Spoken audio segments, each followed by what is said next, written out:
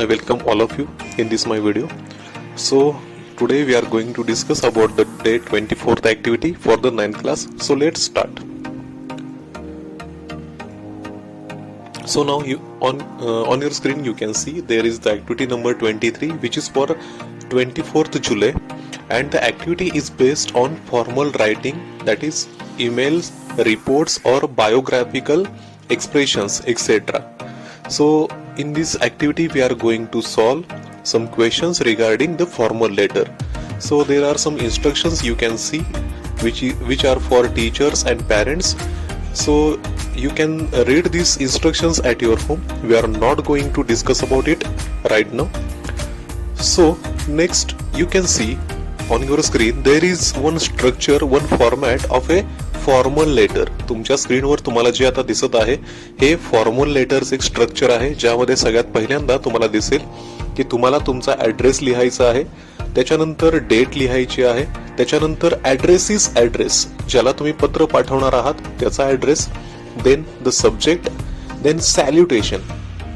आता हे सॅल्युटेशन कुठले लिहायचे, कसं लिहायचे थोड्याच वेळाने आपण पाहणार आहोत. Then body of the letter and last closing of the letter, that is yours sincerely or faithfully and your name.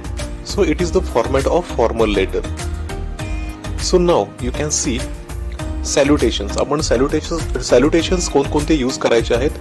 So you can use dear sir or madam, then dear sir it is given here, or respected sir or madam. These are the salutations.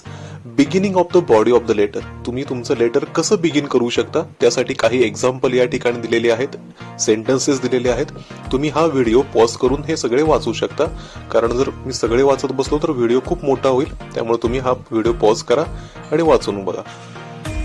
Next again there are some points while making a request. तुम्हाला जेव्हा request करायची असते तेव्हा तुम्ही कोणते sentences use करू शकता.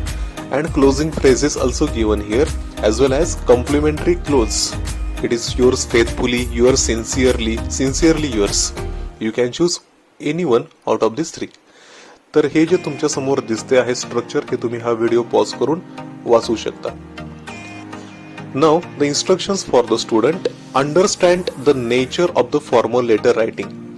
Formal letter writing कसं असतं हे तुम्हाला अंडरस्टँड करून घ्यायचं आहे.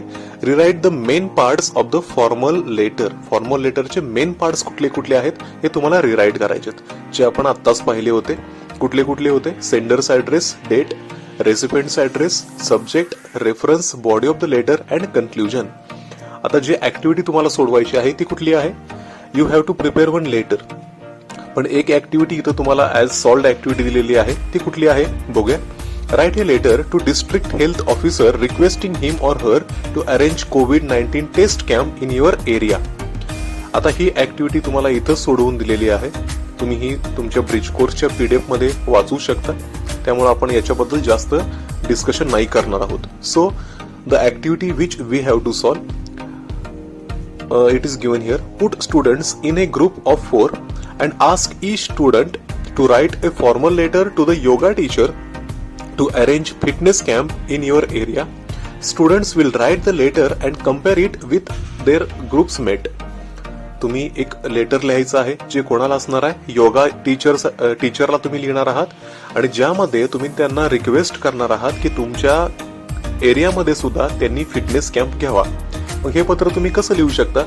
या ठिकाणी सुरुवातीला पहा, तुम्हाला दिसेल की मी जे पत्र लिहिणार आहे त्याचा एक ऍड्रेस लिहिलेला आहे, त्याच्यानंतर ज्यांना पत्र लिहिणार आहेत त्यांचा ऍड्रेस इथं आहे, आणि सब्जेक्ट पण मी इथं घेतलेला आहे, request to arrange fitness camp. Okay. आता याच्यानंतर जो पहिला पॅराग्राफ तुम्ही लिहायचा आहे बघा, इथं सॅल्युटेशन मी घेतलेला आहे, डिअर सर. त्यानंतर हा पहिला पॅराग्राफ आहे, I am writing this letter to request you on behalf of our neighbours to arrange fitness camp in our society. It is the first paragraph. Then body of the letter is here, the main paragraph.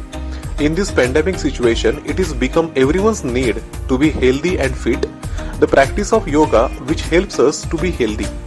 As healthy body is a perfect nutrition ground for healthy mind and vice versa. Yoga provides and promotes a way of living that aims towards a perfect combination of the two in the spiritual manner. Keeping in mind the numerous benefits of yoga, I formally request you to arrange yoga fitness camp in our society. Okay, and now it is in closing. We have great hopes from you. We are waiting for your reply. And last, thanking you, yours faithfully, the name of the who is writing this letter. It is given at the last. याप्रमाणे तुम्ही तुमच्या वहीमध्ये हे पत्र लिहू शकता.